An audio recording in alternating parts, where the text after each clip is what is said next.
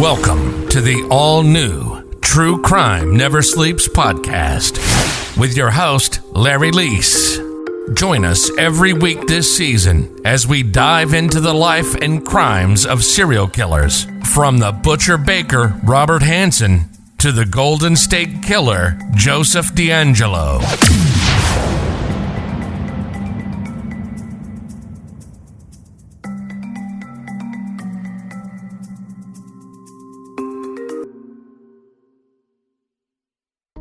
Welcome to an all-new episode of the True Crime Never Sleeps podcast. Today we're diving into the life and crimes of the original Night Stalker, Richard Ramirez.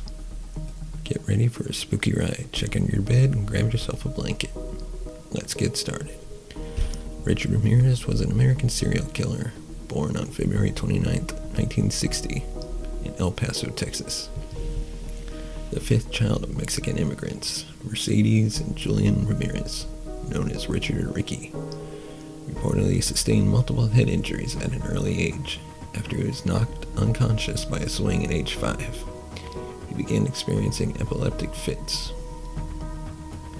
As an adolescent, Ramirez was heavily influenced by his older cousin Miguel, who had recently returned from fighting in the Vietnam War. The two smoked marijuana together as Miguel told Ramirez about the torture and mutilation he had inflicted on several Vietnamese women, corroborating these stories with photographic evidence. At age 13, Ramirez witnessed his cousin murder his wife. Dropping out of school in the 9th grade, Ramirez was arrested for the first time in 1977 for marijuana possession. He soon moved to California, progressing to cocaine addiction and burglary. On the next season of True Crime Never Sleeps, we dive into some of the strangest disappearances in history. It all begins February 16th.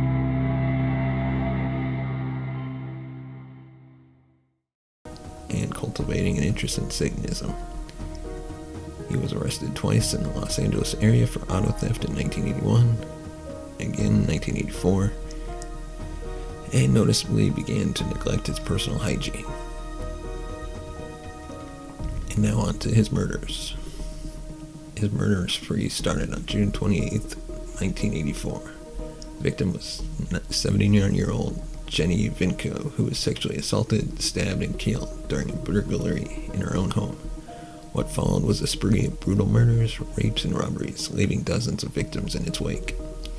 Ramirez next struck nearly 9 months later, on March 17, 1985. He attacked Maria Hernandez, who managed to escape, and then killed her roommate, Dale Akazaki.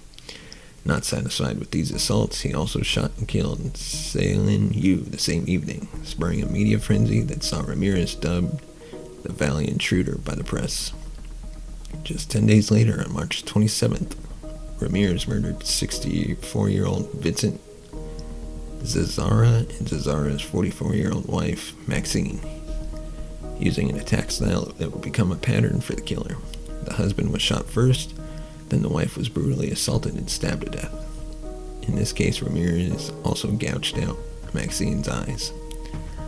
A full-scale police operation yielded no concrete results, and Ramirez repeated his attack pattern on pensioners William and Lily Doy in May 1985. Over the next few months, his murder rate escalated, claiming another dozen victims in a frenzy of burglary, assault, and brutal violence, complete with satanic rituals. The LAPD responded by putting together a dedicated task force, with the FBI stepping in to assist. The relentless media and police pressure, aided with descriptions from his surviving victims, forced Ramirez to leave the LA area that August. He journeyed north to San Francisco, where he took 2 more victims. Peter Barbara Pan on August 7th. His unmistakable MO, complete with satanic symbolism, meant that the Valley Intruder moniker was no longer applicable. The press quickly coined a new name, the Night Stalker, as most of his assaults took place at night in his victims' homes. Ramirez's final night of terror occurred on August 24th, 1985. Soon led to his capture. First, he was spotted outside a Mission Viejo home, where he unwittingly left a footprint before the witness took note of his car and license plate. Later, after Ramirez raped another woman at her home and shot her fiancé, the victim provided a detailed description of her assailant, who had forced her to swear her love for Satan. Ramirez's abandoned car was found a few days later, complete with enough of a fingerprint to make a match, and his criminal record enabled the police to finally put a name to the Night Stalker. National TV and print media coverage featuring his prison photo, along with a series of clues from witnesses and survivors, led to Ramirez's capture on August 31st, after he was badly beaten by East LA residents while attempting 2 carjackings. Thank you for listening to this episode of the podcast. Let us know your thoughts by sending us a tweet at TrueCrimeNS or sending us a voice message at 682-305-0483. Let us know what you thought about this case, and you can be featured on another episode of the True Crime Never Sleeps podcast.